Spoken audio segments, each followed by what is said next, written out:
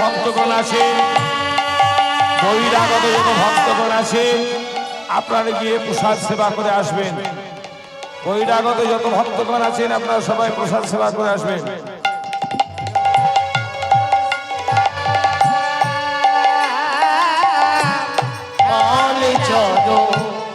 করো শ্রীরাম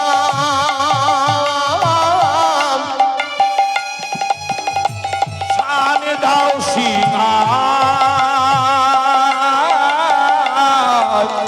আজ সকলে সমখায় নাম করে মা, সকলে সমখায় নাম করে মা।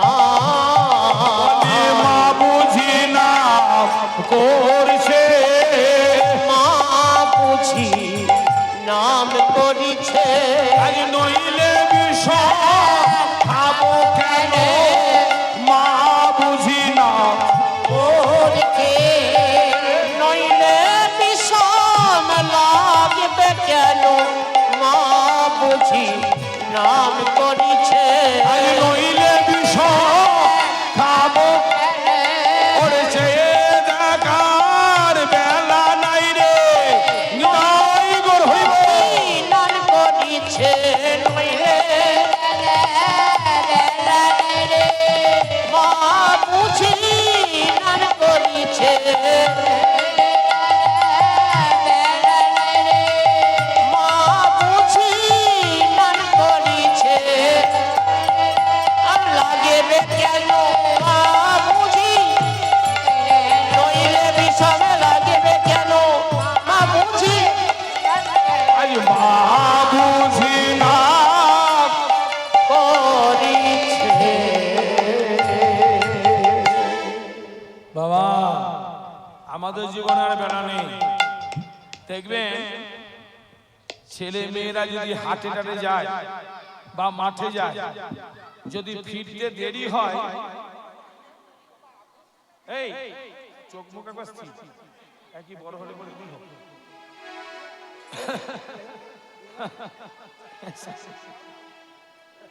এই যুগের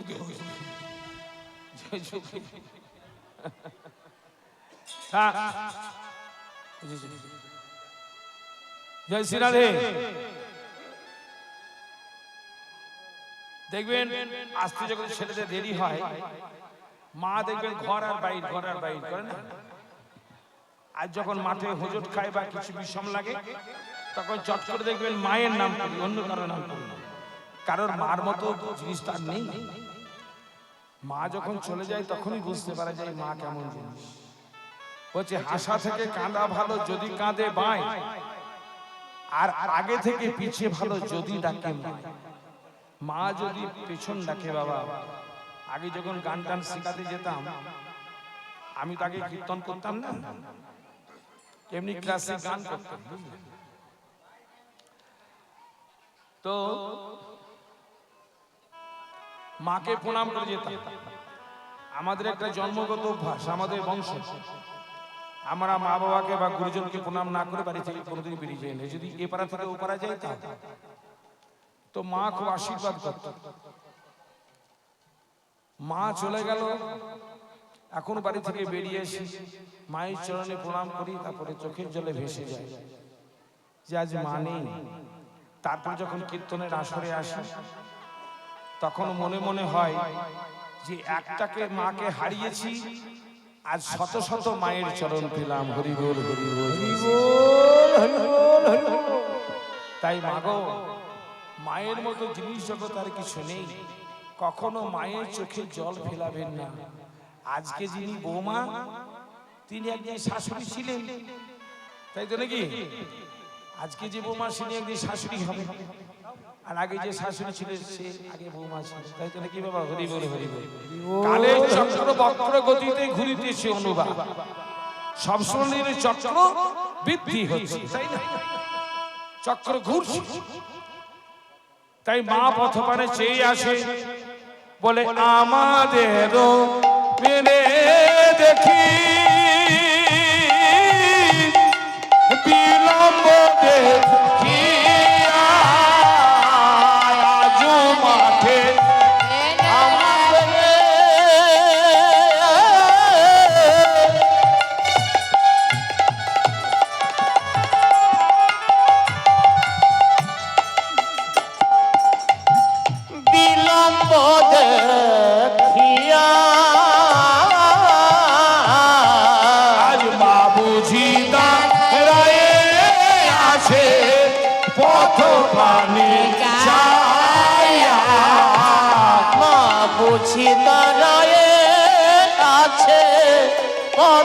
পানে চাইয়া মা বুঝি দাও রায়ে আছে, বুঝিদা রায়ে আছে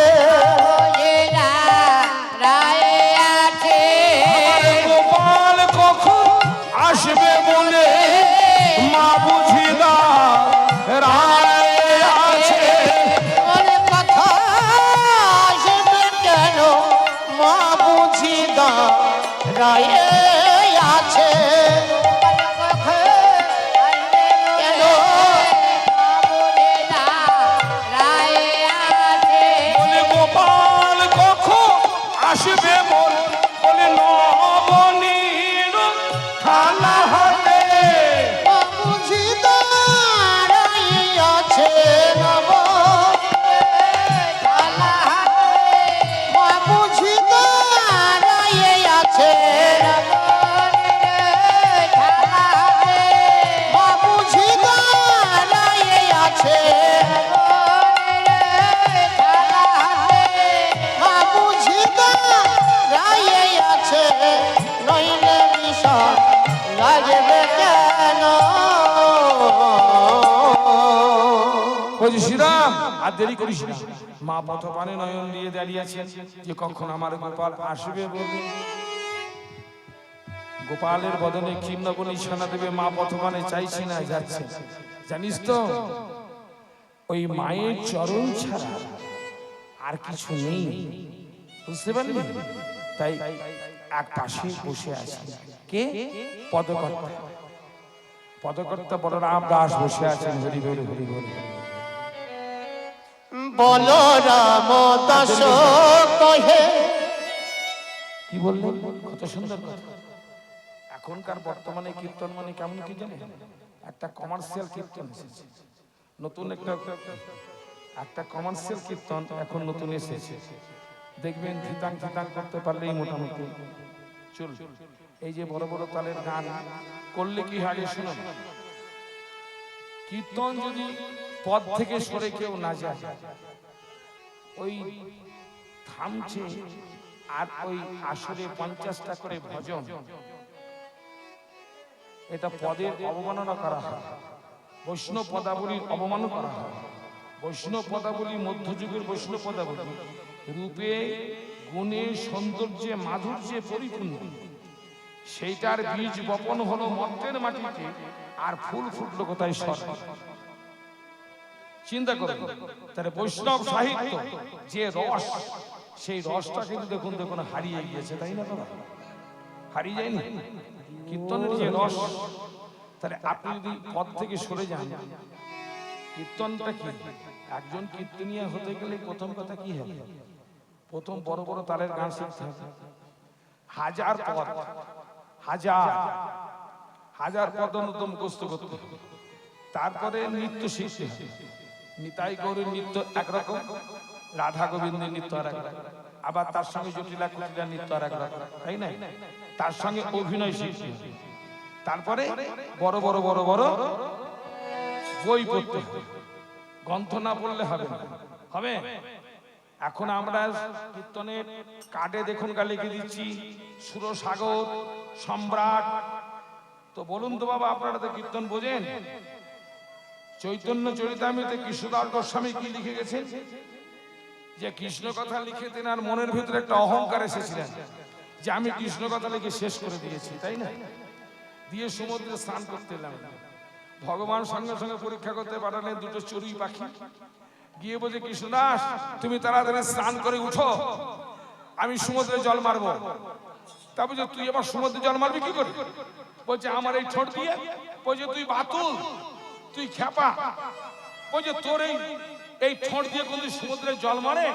বলছে, কৃষ্ণদাস তুমি যদি কৃষ্ণ কথা লিখে শেষ করতে পারো, তাহলে আমি বা আমার ঠোঁট দিয়ে সমুদ্রে জল মারতে পারবো না কেন?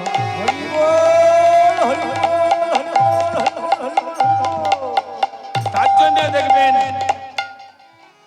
কৃষ্ণদাস শেষে কলম দিয়ে গেলেন যে কণার কণার কহে কৃষ্ণদাস, কহে কৃষ্ণদাস। তাই বাবা কীর্তন এত সহজ জিনিস নয়। যিনারা ছিলেন ওই রামকৃষ্ণ ঘোষ, নদিয়া আনন্দন, দুর্গাদাস বিশ্বাস, রমেশ ঠাকুর, আর হবে বাবা, আর হবে এরকম। তিনারা কীর্তন করতেন পয়সার লোভে নয়, ভগবানের নাম বলতেন অঝরে কাঁদতেন। যে ভক্তদের চরণ নিতে এসেছিল, আমরা মুখে বলছি তিনাদেরকে শুনি কেন তরুণী বা সহিষ্ণু না, আমানি নাম আনন্দের কীর্তনীয় সদা হয়। কথাটা বলতে কতক্ষণ সময় লাগলো? তাহলে কথার সঙ্গে আমার কিন্তু কাজের কোনো মিল নেই আছে। যখন আপনি হ্যালো করছেন 50,000, 60,000 নাকি, তাহলে যে কথাটা বললাম তিনাদের দক্ষিণা নিতে হবে। শেক্সপিয়ার বলেছেন যে money is the second god, পয়সা দ্বিতীয় ভগবান, তাই বলে প্রথম ভগবান নন। তাহলে আমরা হরি নামটাকে বিক্রি করি। আজকে দেখেছেন কোন কীর্তনিয়ার কথা শুনে কোন মানুষ পরিবর্তন হয়েছে? কেন হয়নি? আবার একজন বৈষ্ণবের কথা শুনে দেখুন মানুষ পরিবর্তন হয়েছে। কেন? আপনি বৈষ্ণবের কাছে যান, যতই ক্লান্তি থাকুক, যদি বলেন বাবা দুটো কৃষ্ণ কথা বলুন তো, দেখবেন ক্লান্তি অবস্থাতে আপনাকে বসে বসে কৃষ্ণ কথা বলতে লাগবে। যখন 50টি টাকা হাতে দিয়ে যাবেন, বলবেন ওই তুলসী গাছে দিয়ে দাও। বাবা কৃষ্ণ কথাটা কোনো পয়সা নিতে হয়? পয়সা নিতে হবে, ঠিক, নিতে কোনো দোষ নেই, না হলে জীবিকা চলবে কি করে? মানে কি, যদি আপনি কাজ করাচ্ছেন দক্ষিণা যদি না দেন, তাহলে আপনার এই কাজের কিন্তু কোনো দাম হবে না। দক্ষিণা নিতে পারে এই নয় আপনাকে চুষিয়ে, তাই তো নাকি? আজকে 35 বছর কীর্তন করে বেড়াচ্ছি, এটা আমার রেকর্ড। আমি উইদাউট ফোনে গান করতে যাই, এখন পর্যন্ত কোনো মানুষের সঙ্গে পয়সার জন্য কোনো তঞ্চকতা হয় না। আজও পর্যন্ত এটা হরিবাসর ভক্তদের চরণ নিয়ে বলে যাচ্ছে, এটা আমার রেকর্ড।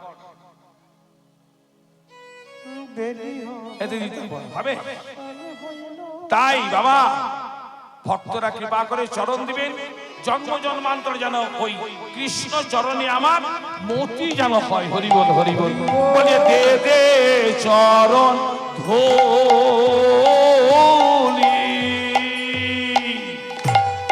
ও দেখো ভক্তের চরণ দে দে চরণ ধুলি,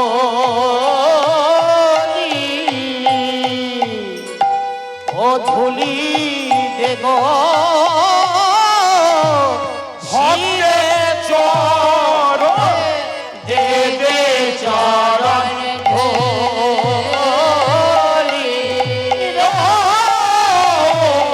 শিরে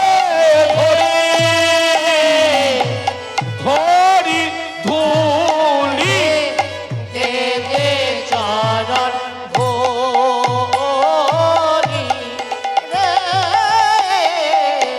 ধুলি লয়ে শিরে ধরি দে দে চরণ ধুলি, ধুলি লয়ে শিরে ধরি দে দে চরণ ধুলি, ধুলি লয়ে শিরে ধরি দে দে চরণ ধুলি, ধুলি লয়ে শিরে ধরি আরে দে দে চরণ ধুলি। আজি বলো রামদাস কহে শুনি কানাইয়ের বল, বলো রামদাস কহে শুনি কানাইয়ের বল, দাস কহে শুনি কানাইয়ের, সকল রাখালো মাঝে পরে উত্তর, সকল রাখালো মাঝে পরে উত্তর, সকল রাখালো মাঝে পরে উত্তর। আজ ফেরারে ফেরারে ফেরারে ফেরারে ফেরারে ফেরারে ফেরারে ফেরারে আপন আপন ধেনু বস, ফেরারে ফেরারে আপন আপন আপন ধেনু বস ফেরারে ফেরারে আপন আপন ধেনু বস ফেরারে ফেরারে আপন আপন ধেনু বস ফেরারে ফেরারে আপন আপন ধেনু বস ফেরারে ফেরারে মাইকম্যান বলছে, মাইকম্যান জয়নিতাই মাইক ম্যান